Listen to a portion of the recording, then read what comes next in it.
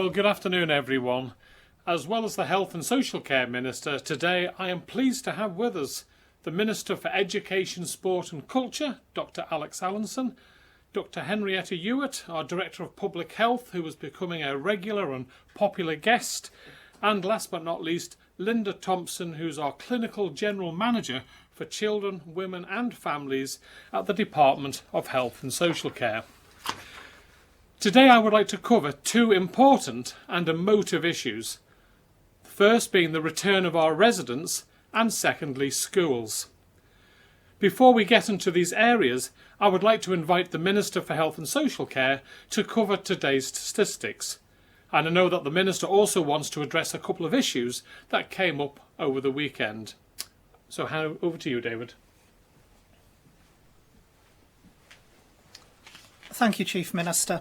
The total number of tests undertaken now stands at 3,807. The total number of tests returned is 3,770, leaving outstanding 37 tests.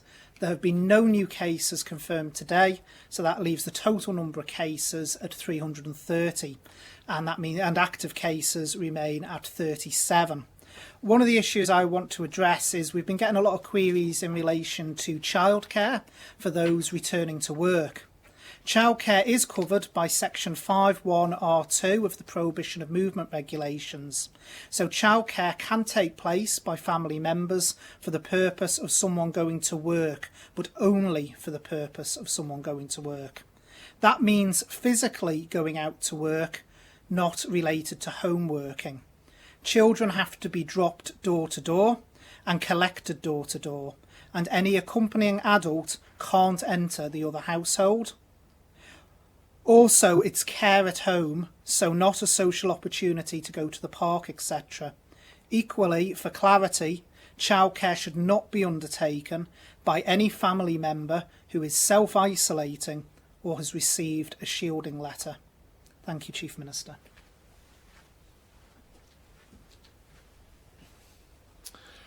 And thank you very much, David, for clarifying that position. I will hand over to the Education Minister in a second, but before I do so, I need to update you on the repatriation scheme for our residents. This morning, the Council of Ministers considered the final details of changes to this scheme. We have now agreed that for those returning residents who meet and can prove they meet certain criteria, then they can, from Wednesday the 13th of May, now go through a system of home quarantine, rather than the quarantine at the Comus Hotel. The full details of the new procedures will be published on our website shortly, and we are currently contacting those booked to return on Wednesday and those currently in the Comus who will be affected. The headlines of the new process are: people should be able to quarantine in their own accommodation, i.e. not shared with any other people, unless it is people they are returning with. If they are not able to do this, they can quarantine somewhere else, for example a hotel or in a self-catered accommodation. This will need to be approved by government. People returning under the scheme will not be allowed to go outside at all for the full 14 days. The only exception will be to go out into personal, not shared, garden spaces in the agreed quarantine accommodation. Those returning will need to evidence that they have a network available to support the supply of food, for example, while in quarantine.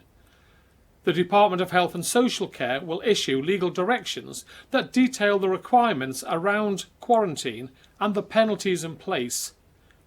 Those returning will have to confirm that they have understood the obligations on them. The Council of Ministers this morning also agreed that the repatriation numbers of around 30 a week will, for the moment at least, be maintained to continue to mitigate the increased risk.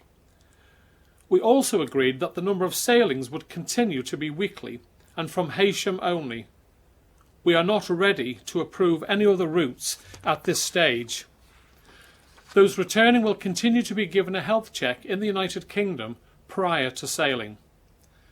From Wednesday, any residents who are part way through a 14-day quarantine at the Comus will be able to leave and complete their quarantine at home, provided they too meet the criteria. They will only pay for the actual period of their stay, with the remainder being refunded where it's needed to be. As always, and I know you've heard this from me 100 times, these arrangements will be subject to regular reviews. If evidence suggests that these amended measures are increasing risk to our community, we are ready to change them. And I need to make clear a few issues that I know have been on people's minds about this move to home quarantine. This is not the start of an erosion of our border measures. Our borders remain closed.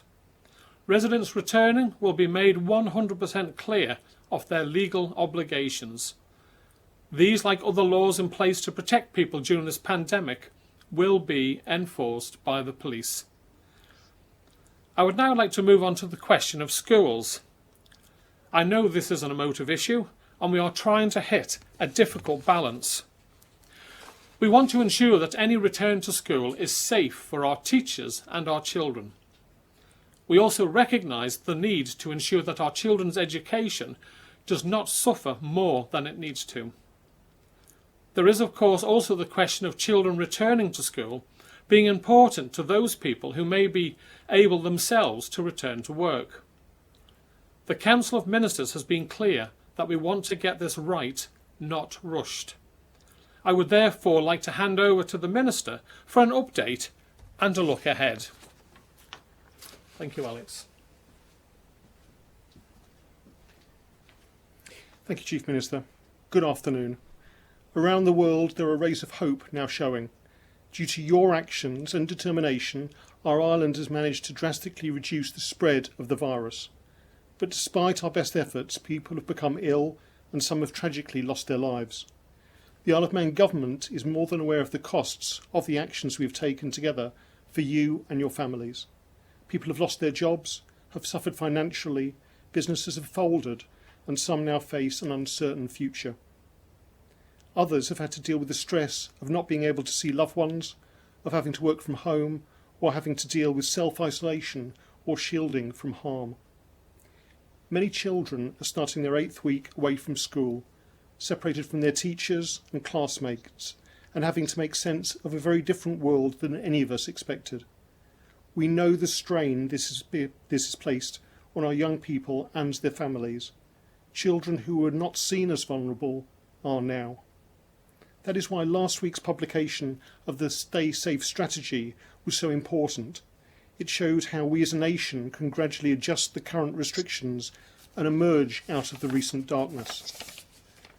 A key component of the next phase is to allow more children to come back to school. This has to be managed in a gradual and carefully calculated way. But it is vitally important that parents are confident that allowing their children to return to school is safe. We know from international studies that children often remain asymptomatic if they contract coronavirus and rarely become unwell. There is good evidence that they do not significantly add to the spread of the virus within our community. And often they seem to catch the virus from adults rather than from each other. So as a government, we have to balance these facts to ensure that our children's education and perhaps their future does not become another victim of coronavirus. We are not the United Kingdom. Early on in this health emergency, we continued community testing, contact tracing, and brought in border controls and quarantine.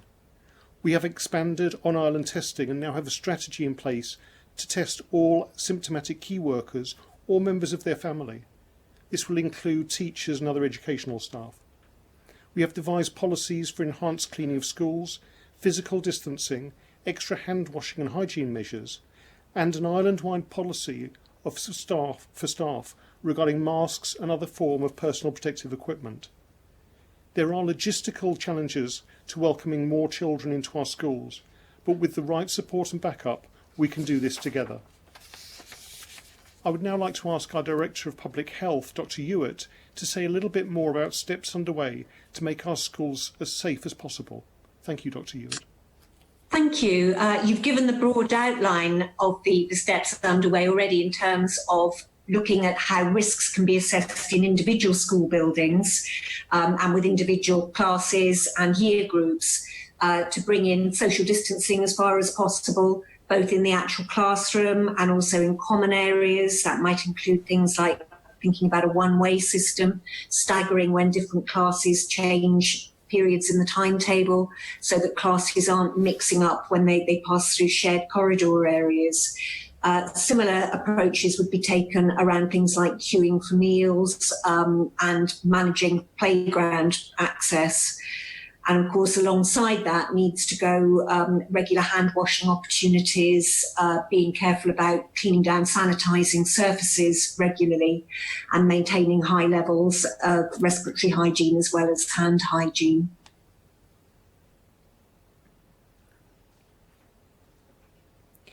Thank you, Dr. Ewart. It's clear that there are challenges ahead, but this week work is underway on more detailed risk assessments in our schools, on enhancing hygiene measures and planning for a gradual return of pupils. Communication is key. We need to work together across government to address issues regarding teaching, catering, cleaning, transport and social support. That is why I'm pleased to announce the recreation of the Industrial Relations Forum, which will bring all the main unions and staff representatives together to fight this virus on a common front, to work together for you and our island. But despite the restrictions and limitations we have faced, essential services have continued. I would like to invite Linda Thompson, who is the Clinical General Manager for Children, Women and Families, to tell us the important work that is going on to protect the young and most vulnerable in our community.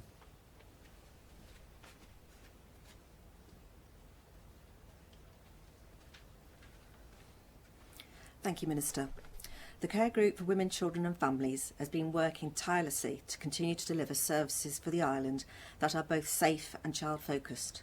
This is inclusive of maternity services, paediatric, health visiting, school nursing, safeguarding and CAMS. Concerns were highlighted at the start of the pandemic that children may be viewed as super spreaders, which was linked to the influenza studies. However, this has not been proven for COVID. As positive as this appears, it is essential that social distancing is adhered to. This is a key message that must be acknowledged if we are to continue to reduce the spread of COVID. It is really important to acknowledge that to date, the symptoms for children presenting with COVID have been mild and in small numbers. No children have required admission to the children's ward or transfer to off-island units. If this was required, please be assured that mechanisms are in place. The children's ward is fully prepared and is currently functioning as two separate wards, suspected COVID and non-COVID related admissions. PPE guidance is being adhered to and social distancing is being followed. In going forward, the message to all parents, carers has not changed. If you are concerned for a child's health, you should contact the appropriate professionals, GP, health visitor or emergency department. The paediatric team of nurses and doctors are fully functioning within Nobles and the community. We do not want you to be fearful. If concerned, please act appropriately. There have been changes to service delivery to ensure everyone's safety. Our community paediatric outreach nurses are undertaking home visits and community clinics where required. Our consultant paediatric teams are continue to function, offering telephone consultations and where necessary one-to-one planned clinic attendances. Health visiting and school nursing are delivering a reduced service which is focusing on new births, maternal health and safeguarding children. We are working alongside our multi-agency colleagues to meet the holistic care needs of our children on the island. We acknowledge that specialist services are required for children and our colleagues within CAMS and social care are supporting our care plans. Midwifery services continue, albeit very differently. Telephone consultations, community clinics and early discharge. All contacts are risk assessed to protect both patients and staff. In going forward, it is essential that services are delivered safely. We acknowledge that we can only be successful if we continue to work in partnership. I would like to say thank you to all of you for assisting in the changes to the delivery of services that have been imposed upon us all. Without your acceptance and understanding over this difficult period, we would not have successfully achieved the outcomes to date. Thank you.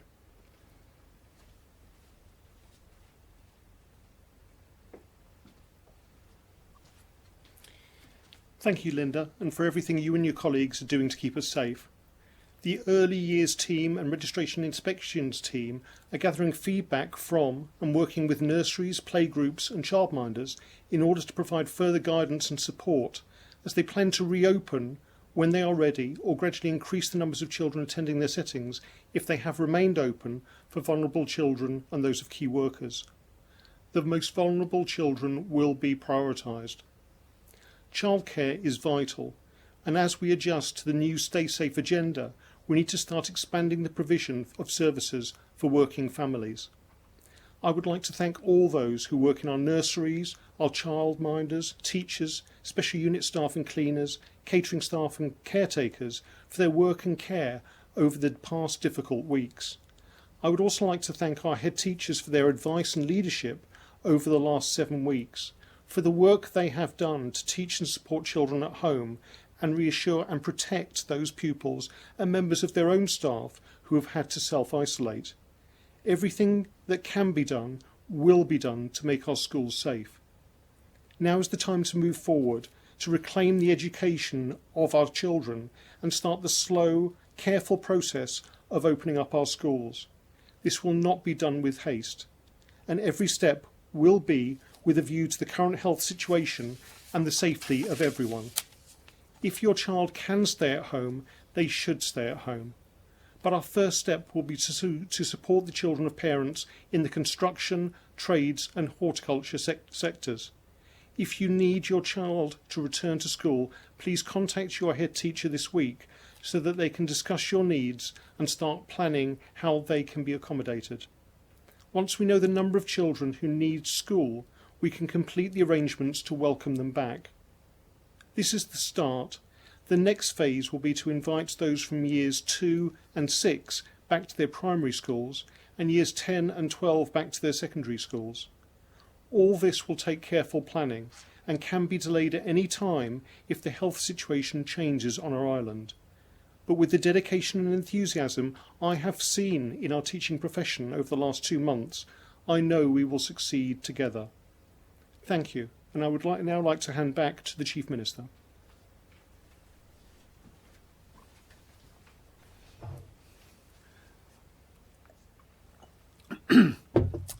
Thank you, and I hope you all found that very useful. Thank you very much, Alex. We will continue to keep you informed as the situation develops. Before I move to questions, I would like to give some initial reactions to the United Kingdom Prime Minister's statement last night. Much of what the Prime Minister has announced will have been familiar to people here on the Isle of Man. People in the United Kingdom will now be able to leave their homes without the need for activity to be essential. As for other changes to the United Kingdom measures, the speech was, as the Prime Minister described it himself, a first sketch of a roadmap of what the future may look like.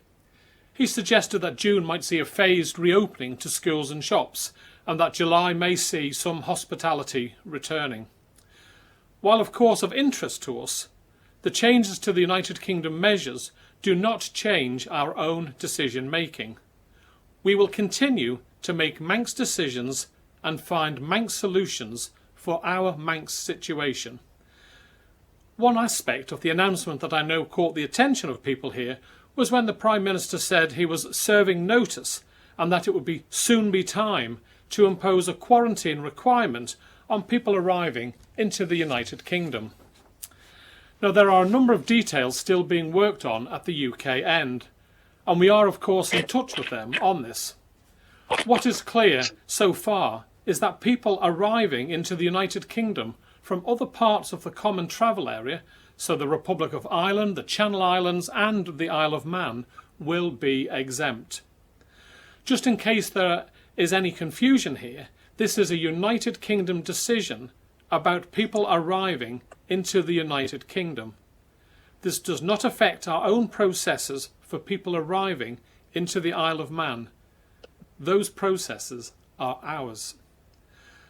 As I said earlier in this press conference, we keep our measures under constant review.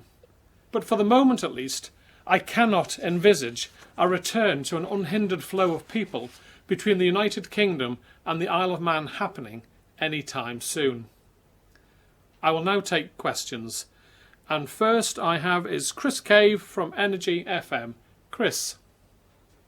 Good afternoon, Chief Minister. My first question to Dr. Allinson, if possible, please. Okay, Alex. Good afternoon. Good afternoon, Dr. Allinson. First of all, on your announcements today, my internet was a bit shaky there. Is there a date set in stone yet? There's been a date outline for sending certain businesses and employees back to work. So is there one in the pipeline for when schools will start to welcome back more pupils? Well, thank you very much for that question. We have been working with all the teachers and their representatives in terms of a phased return, and we're trying to do that really based on the educational needs of the children. So as I said, initially we're looking at trying to support those families in the various sectors that went back to work, but after that we will be looking at some of the key year groups, particularly years 2 and 6 and years 10 and 12, who are in the crucial period of their education at the moment. Each stage will need to be determined very much by what the health situation is at the time, also making sure that we have the right numbers of staff and the logistics to support those people coming back to schools. But we're hoping to bring this in an orderly manner over the next couple of weeks so that we can actually make sure that those children's education does not suffer due to the restrictions that have been necessary to control the virus on our island. Thank you. Hearing you, if you could just, for the second question, yes, certainly. Hearing you talk about a student's education not suffering, some schools appear to have been delivering regular lessons to their students online, yet there are reports suggesting other students have had minimal contact with their teachers and haven't been provided with any work. How aware of you are you of what tuition and lessons are available to students and what's being done to make it more consistent while many students are still out of the classroom? Yes, I mean, we've had to adapt very quickly to a health emergency, and teachers have risen to the challenge in terms of diverting most of their teaching from in the classrooms to online. Now, the department has given a lot of guidance and advice to schools as they develop their own programmes. Some schools were already using quite a lot of online resources, others have had to adapt to that. And GTS, the Government Technology Services, have equipped schools with the various platforms they need. Now, what we've been doing is working with head teachers, sharing best practice across the island to try to make sure we have much more consistency in terms of the online and remote learning that's available and the online teaching that's available. But if parents do have concerns about the level, I'd really encourage them to get in contact with their head teachers, because that feedback is incredibly important so that we can get the exact services we need for their children. Thank you. Thank you. Thank you very much, Chris. We now move on to Alex Bell from the BBC. Alex. Thank you, Chief Minister. You mentioned there in the review of the repatriation process that there will be a criteria which will have to be met to allow a returning resident to self-isolate. But what criteria is this, and would failing to meet it result in a quarantine upon return? Well, the criteria is if your house is occupied already with other people, then clearly you cannot go to that house because you could be bringing an illness to that household, and there lies a risk. So if your house is empty, if you're a couple and you're coming back from holiday and your house is empty, then that's acceptable to go home to that house, as long as that you can show that you have a network of support that will enable you to be brought food, so that you do not have to leave that property, because you cannot leave for 14 days. So if you cannot meet that criteria, we are not saying that you must go to purely the Comus. You can look to get a self-catering accommodation to move to, or another hotel, but it must be approved by the Department of Enterprise as being up to a certain standard. If you are on benefits, you will still be entitled to support during that time, but obviously the amount will be capped, and that will be all put on our website today. Thank you. And for those who have already returned within the last 3 or 4 weeks, I think it is, will those who would have met that criteria to self-isolate be given refunds for their hotel stays? No, this is us moving forward. We can't do anything retrospectively. What we are saying, though, is that those that are currently in the COMIS, that on Wednesday, if they can comply with the guidelines of being able to self-isolate at home, then they will be allowed to do that, as well as the people coming on the boat on Wednesday. As I said, we are currently moving small steps at a time, and we cannot retrospectively do anything. We're just looking at how we can ease the situation. The medical advice is now supportive of this as a move, and we have the data to back that up. But obviously it still has to be done in small groups, and those people will have to totally self-isolate for the 14 days, unless the only time they'll be allowed out of the house is if they have their own garden that adjoins the property and it's not shared with anyone else. Could I just ask, as a point of clarification, please, for those who are allowed to leave the Comis Hotel early, will their remaining fee be waived? You got cut off then, but I think your question was, will their remaining fee be waived? And the answer is yes. If they've already paid it up front, they will get it back from the government. And if they haven't paid it, then they won't be liable to pay for the remaining week. Thank you. Okay, thank you very much, Alex. Next we have Jess Ward from Isle of Man newspapers. Jess, good afternoon. Hello, Chief Minister. My first question is for Dr. Allinson, please. Okay, and your second, because we've got a few people here. Do you want to give me an indication? Also for Dr. Allinson. Right, so both for Dr. Allinson. Yes, thank you. Good afternoon. Hello. So I've heard from a number of head teachers that they didn't know about the roadmap plan of getting children back into schools. And we've just had the unions get in touch saying that they're not endorsing this. So why didn't head teachers know about it? And do you think it's acceptable, the communication there? Well, I think the communication was acceptable. We sent the roadmap through to all the trade unions last weekend. So that's over 7 days ago. And all head teachers also received a copy of it last Monday, so a week ago, to digest it and have a look at it in terms of a roadmap, a plan forward. So we have tried to take on board all their suggestions. The department have been meeting with all the various head teachers in terms of the clusters, north, south, east and west, to come up with a viable plan which then went before COMIN and was discussed with public health and across government as a strategic way that we could gradually phase children back. So as I said, all head teachers have had this document for the last 7 days. The press release today was just to bring it out to the general public, and I think we need to make sure that actually parents are involved in some of these decisions as well. We're doing a lot of work with the staff, but we've also got to think about the families and children affected by this and trying to move forward with them as well. Okay, it just strikes me as odd that they're coming back and saying that they've just not had any communication and didn't know until it was announced at the weekend. I can assure you that everyone was provided with the copy of the roadmap, and actually this was discussed at one of the union meetings last Wednesday, where they posed a series of questions on it that I'm due to respond to later on today. Okay, thank you. For my second question, I just want to know on what scientific evidence and sociological modelling has the decision about when and how to open schools further been based on? So that's in terms of transmission of the virus between children and adults, as well as the capacity of schools and colleges to implement social distancing. Yeah. Again, we've been trying to base as much of our strategy on clear evidence and clear research that's out there, but also on the advice of the clinical team and also, obviously, Dr. Ewart. I don't know, Dr. Ewart, would you like to come in at all with some of the scientific evidence based? Yes, I can do. The scientific evidence is of two sorts. One is drawing on experience in previous pandemics, so that would be around pandemic influenza and also the SARS epidemic back in the early 2000s. But of course, as time goes on, we're accruing more and more evidence about how COVID behaves, and particularly how it behaves in different age groups.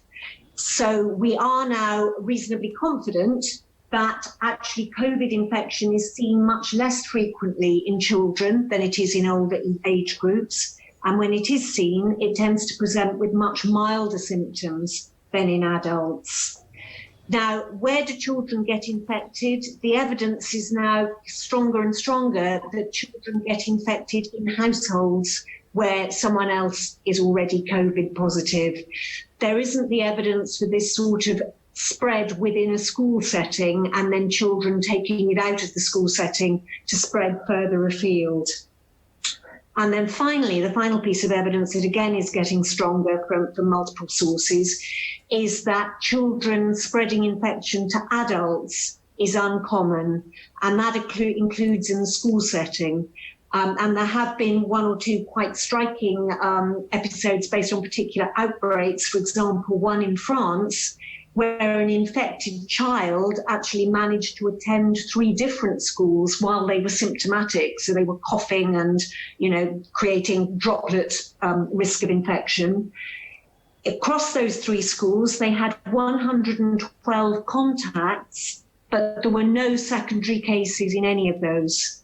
So all of that is making us more confident, not completely confident, obviously, because, this is still an emerging illness, that schools are relatively low risk and a low contributor to overall community spread. And that brings me on to the third type of evidence, which is where you go beyond the actual evidence to try and create some modelling scenarios that look at how much difference you would make if out of all your menu of things that you're restricting, you either restricted or didn't restrict schools. And the evidence there from that modelling is very much that the contribution that restricting schools makes is actually pretty low. And the estimate there has been to say that closing schools as opposed to not closing schools could potentially contribute only something like 2 to 4% in terms of reduction of mortality. So in your overall menu of things that you can do to control the spread of virus, the schools isn't high on the list. And actually the wider social distancing and the hygiene measures are overall more important. But can I just say that obviously one of the key factors in terms of welcoming more children to school are very strict criteria that if the child themselves have got any symptoms, they should stay at home. Similarly, any member of staff who has symptoms should stay at home. And as I said, we've got an accelerated testing procedure for all key staff now, so that if they do have symptoms or they've got a family member who have symptoms, they will be seen as priority and tested accordingly. Thank you.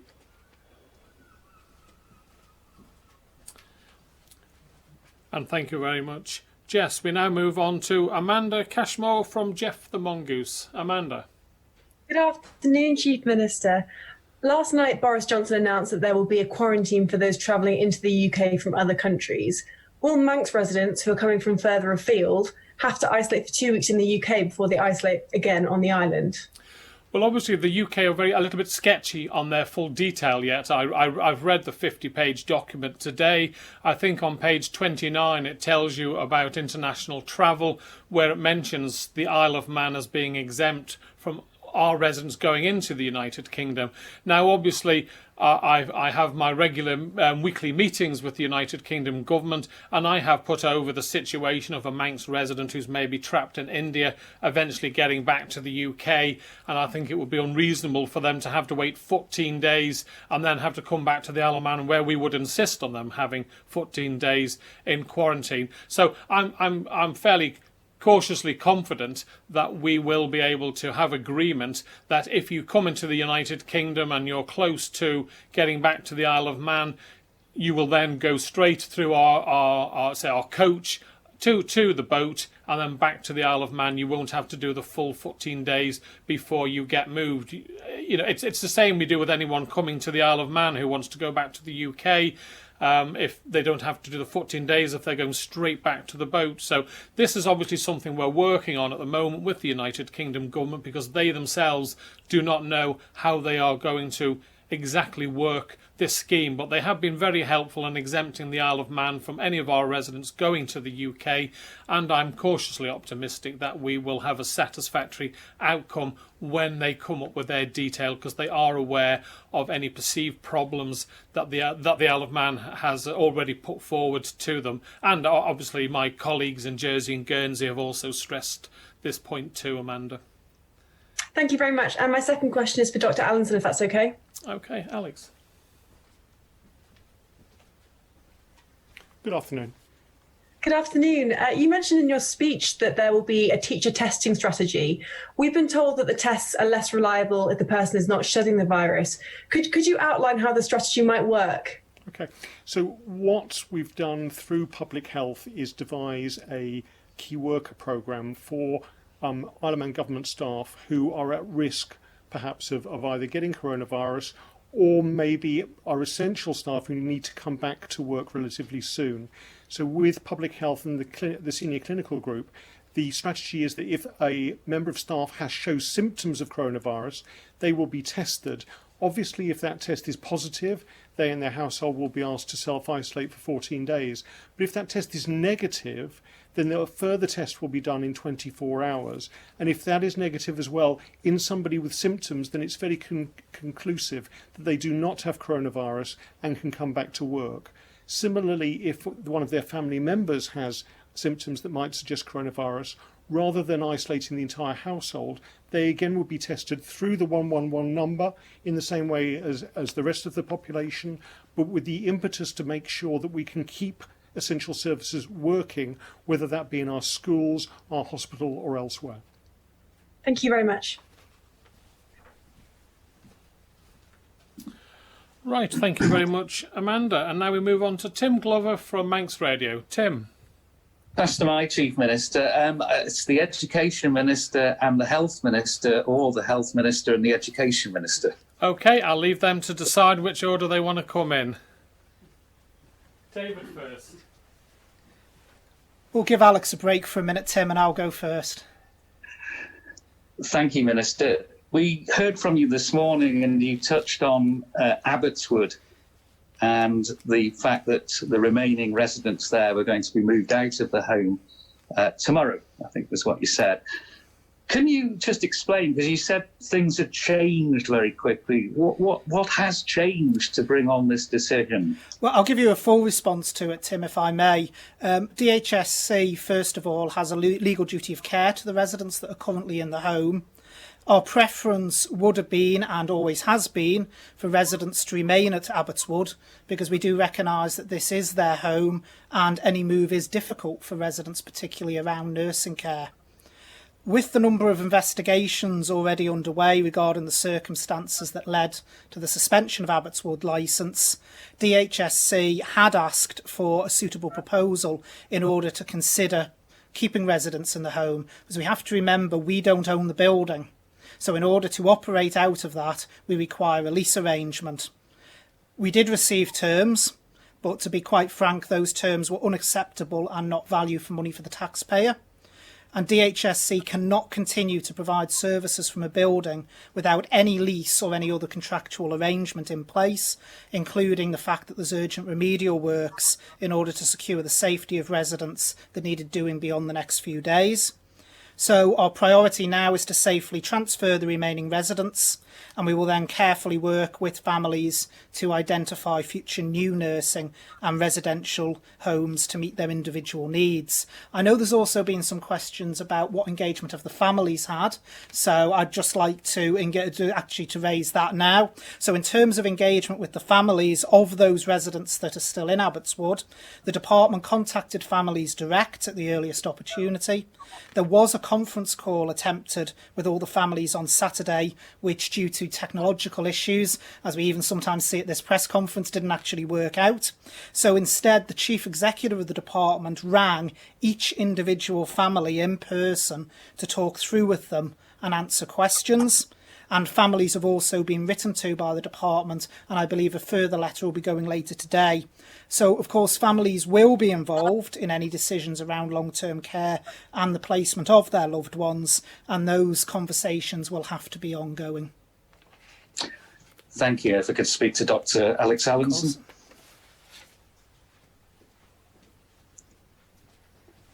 Good afternoon.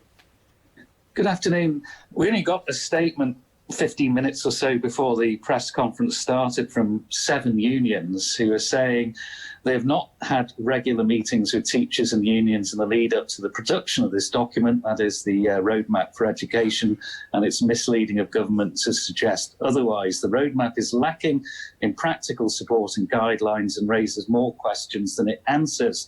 The joint unions therefore consider the document flawed and unworkable. Wouldn't it have been best to talk to the official reps from the unions before producing the roadmap, and then you'd all be steering in the one direction?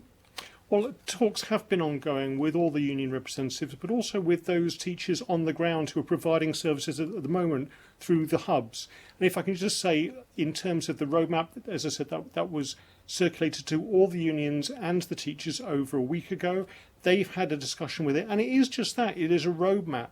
It is a way we can move forward together.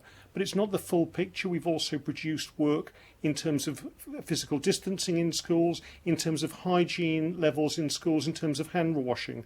And just to put it into context, even this week, we have another JNC which will last for several hours with all the unions. There are also going to be cluster meetings between the department and all those head teachers who are still operating the schools, and also a separate meeting with the secondary heads to discuss a way that we can move forward. We are going through uncharted territory. We are having to work together to have a consistent way of moving forward. And as I said, the roadmap is a very good skeleton of this, but there is further work happening as we speak. There's further work that's been done on top of that to actually work together. And certainly, I'm more than happy to talk to the unions and all the representatives of the teaching profession and the other professions that keep our schools open. But we also need to concentrate on the families and the pupils that are going into those schools and bear them in mind as well. Thank you. Just a supplementary, if I may, on that. Certainly. The unions say, or the head teachers say, they asked specifically from their COVID support group meeting a number of questions of your department, and they've not had answers yet. Well, they asked the questions on Wednesday and sent them through to me on Wednesday night. I've been liaising with Public Health about some of the answers, and some of them were contained within other documentation. Others were, for instance, if a pupil became unwell at the school, what procedures will be put into place? We now have those procedures, and I will be sending out the 3-page response to their specific questions later on today when I finish this news conference. Thank you. And thank you very much, Tim. We now move on to Rob at 3FM. Rob. Good afternoon, Chief Minister. My 2 questions are also for Dr. Allinson, please. Okay. Alex. Good afternoon. Good afternoon, Minister. First off, with regards to this roadmap, plenty of talk there about how it's been circulated to teachers and unions in whichever way. But you've also mentioned trying to get parents involved. How prudent would it be then to make this information more available to the public so that if parents can peruse this and see what the details are, even if it's a living document, they can give their own feedback on what they think should be happening, because it'll be their children going back at the end of the day at some point. No, absolutely. I mean, the roadmap was produced to try to give a rough idea of how we would move forward, but without any dates in it, because obviously we need to look at the health situation, what develops on the Isle of Man, whether for good or if we have any increase in cases. So we're more than happy to make that public. I think also that there's a need to get parents more involved. And perhaps as we go through this process, we could think about some focus groups being set up with parents and their representatives, so we can chart the best way to moving forward. Safety and well-being of all the pupils and staff has to be paramount, but also we need to try to overcome the fear that parents have about bringing their children back into school. And one of the best ways of this is to use the evidence and present that in a clear way, but obviously the dialogue and reassurance is also an incredibly important part as we move out of the restrictions that we're currently in. Thank you. My second question touches on actually what you've just mentioned right at the end there. You've just spoken about the key year groups, the likes of years 2 to 6 and years 10 to 12, going back on whichever date. Like you said, there are no dates yet. But at the same time, once that is announced, there may be parents and guardians who feel anxious and under pressure to send their children back, but they simply don't feel comfortable with it. Yep. So what support's going to be available for them if they just aren't comfortable, whatever date it is, with sending their children back? Yeah. I think one of the key things on the Isle of Man that perhaps hasn't got through in the United Kingdom is that right at the start of the health emergency, the Department of Education, Sport and Culture said that we would change some of the regulations so we would not make it obligatory for parents to send their children to school. If they didn't have that confidence, there'd be no sanction on them if they wanted to keep their child at home. And what we've been trying to do is work with all the teachers, with all the schools, to really maximise the amount of remote learning, online teaching and online resources that are available. But we know that there are some children who may not be able to come back to school in the near future because of pre-existing medical conditions, and also some key members of staff who, for medical conditions, have to self-isolate and shield. So it's vitally important we support them through good online teaching and actually make them feel part of the wider educational community. So those teachers who can work from home will continue to do that. Those pupils who may need to be taught at home, we can support them through that. Thank you. Thank you. Thank you very much. And before I move on, I'd just like to point out that the level of infection rates on the Isle of Man compared with the level of infection rates in the United Kingdom are considerably different. And therefore we would hope that we can come up with solutions that give the protection to our teachers, our young people, and the reassurance to the families of our young people. Right, we move now on to Simon Richardson from Business 365 magazine. Simon. Good afternoon, Chief Minister. My questions are for you, please. The first one, a different subject. Police say they were concerned at the number of people gathering on some proms and beaches at the weekend. How worried are you about this? And do you think it likely that strict lockdown measures may have to be reintroduced if these problems persist? Well, I know that the police feel that some people haven't been following the rules and regulations. Now, fortunately for us at this moment in time, the data isn't showing an increased spread in the of the coronavirus, but we cannot be complacent. We are looking as a Council of Ministers at making changes to ease the situation for families, for businesses to get back to work. That can only go ahead if people are responsible and respect the distancing, stay at home where possible, keep 2 meters away from your friends or people that are out walking, and to also make sure that you wash your hands on a regular basis in a hot soapy water. Now, if people don't respect that and we see a slight increase in the spike, then we won't have the confidence to make life easier for the people of the Isle of Man and enable businesses to get back to work. So really it's in everyone's interests to follow the rules, not to be complacent. Yes, we are in a good place at this moment in time, but we cannot be complacent. We're only in this good place because people have followed the rules. And therefore I urge people to ensure they follow the rules and to respect the social distancing when they are out and about. And I thank you very much, Simon, for raising that really important question. And your second question? Secondly, a similar theme, actually, Chief Minister. I don't know if you're as confused about what's happening in the UK as the rest of us, but are you happy that the police officers here have clear guidelines on how to police the easing of the lockdown rules? It seems that in the UK, there's real concern that a challenging job is becoming virtually impossible due to the mixed messages from above. Well, it's not my policy or style to comment on other jurisdictions, how they're handling their situation. We've tried our utmost to make it as clear as possible. When we moved from stay at home to stay safe, we obviously tried to come up with a clear message to people that whilst we were trusting them to be responsible people, and they have, the vast majority of our public, our Great Manx public, have done a fantastic job. It is still a very small number of people who are not being responsible, and as a result our police are still having to take people to court, and they have issued a number of on the spot fines. They don't want to do that. They give people warnings before, but if you're a persistent offender you will be prosecuted or you will get an on the spot fine. So I think our police have taken a very pragmatic approach, and I would be disappointed if they don't understand where we're coming from. Obviously the Minister of Home Affairs sits in the Council of Ministers, and we do our best. We've had the Chief Constable in here a couple of times now to have a talk about how he sees things happening on the Isle of Man. So I think we are in a good position with our police force and the policing of social distancing. but I really don't like commenting about other jurisdictions. That's for them. I'm here to look after the people of the Isle of Man. Thank you very much. Simon, Thank you. we now move on to Mr. Paul Moulton of MTTV. Paul. Thank you, Chief. My question's for Mr. Ashford, both of them. So if I could have him, that'd be lovely. Thank you. Yeah, no problems. David.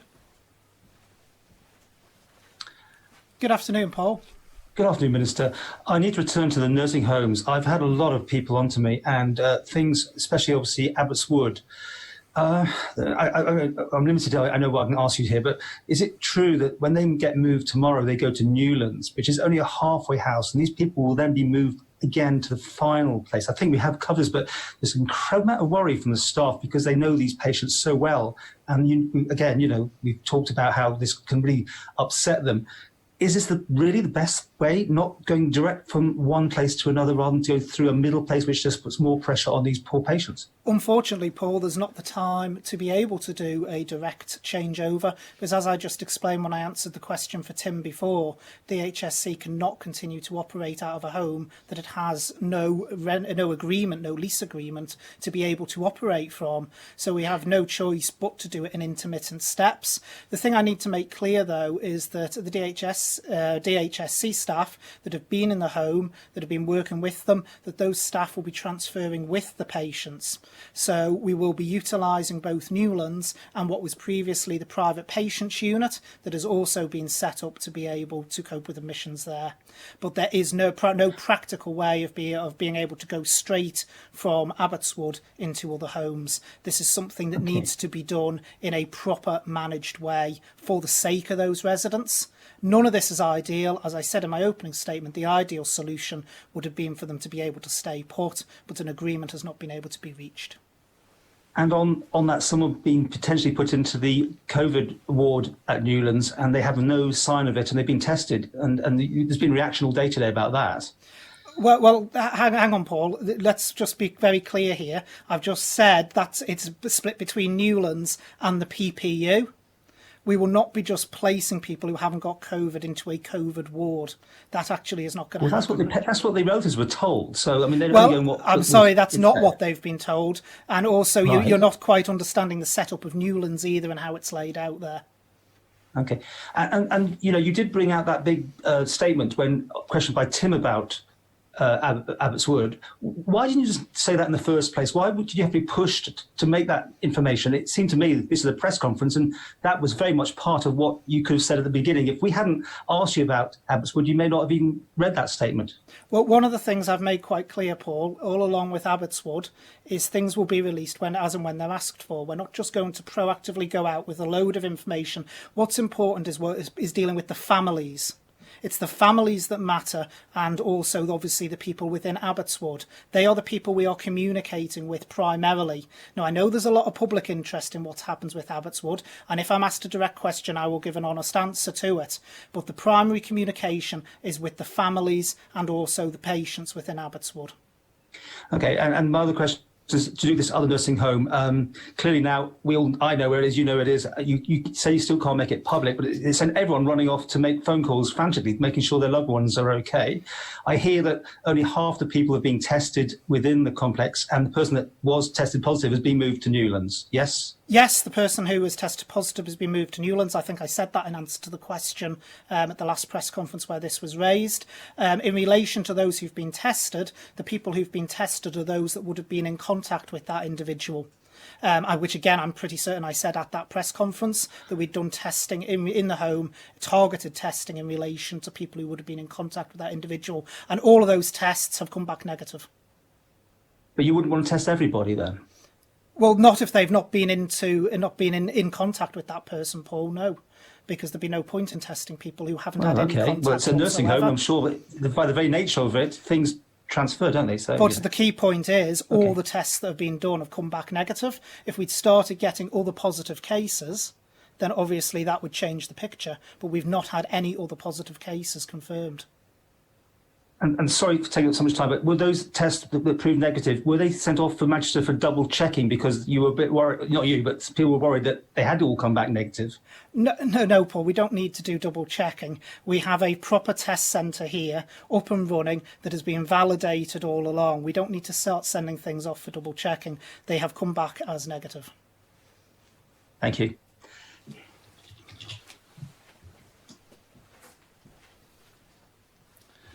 Thank you very much. And finally, we have Josh from ITV. Josh. Thank you, Chief Minister. One for the Health Minister and then one for yourself as well, please, if that's okay. Okay. Do you want to come back, David? Hi, Josh. Hi, Minister. Just one final question on Abbotswood. Were the other care homes consulted on this decision, along with the families of residents in those care homes, and are they fully on board with allowing these residents in? And has there been any reassurance given there to those people? Well, the first thing that needs to be said is anyone transferring to another care home would not do so in line with the testing strategy unless they have been tested and returned a negative result. So it's not just a case of moving people from Abbotswood into Newlands, even if they're currently not diagnosed, and then just going into a care home. We would test them beforehand to make absolutely sure they were negative. I have spoken to a couple of homes who ended up contacting me over the weekend. They certainly were on board, the couple I spoke to. But no, we haven't proactively gone out because we need to make sure that we get the needs of each individual patient right first. Thank you. And now for me, Joshua. Yeah, thank you, Chief Minister. One of the new recommendations from the UK is that people should now be wearing a face covering when entering places like shops and public transport. Has there been a reconsideration on whether the same advice could apply here? I know we're talking about different scales and different jurisdictions, but surely people in a shop in the UK can be compared to people who are entering a shop in the Isle of Man, and therefore is the advice any different? Right, well, I haven't received any differing advice on that topic at the moment. Obviously, the UK have only made this announcement, but I think I'll bring in our Director of Public Health, Henrietta, to see if she'd like to clarify that position. Yes, in fact, we took through guidance on just that, must be coming up 3 weeks ago now. And if you look at the government's COVID website, you will find guidance on the use of face masks in the community. And that makes it very clear that the evidence is that wearing a simple face mask or face covering, so not a medical grade one, can reduce the risk of unwitting transmission by somebody who has symptoms but who does not have symptoms. An asymptomatic person who is carrying the virus, if they wear a face covering, that can reduce their transmission. It doesn't protect them. So wearers of face masks are not protected, but by wearing one, you can protect others. So the guidance on the website says that people may wish to consider whether to wear a simple face mask or face covering in crowded situations where social distancing is going to be difficult. So potentially in a crowded shop or on public transport. And that guidance has been up on the government website for some time now. So just to be clear, because obviously the UK government seems to have moved into advising it and almost pushing it to say this is the right thing to do. What is the Isle of Man government's stance? Is it this is what you should be doing, or this is what you could be doing? This is what it could be doing, because that is where we believe the evidence currently sits at the moment. Okay, thank you. Okay, thank you very much, Josh, for your question.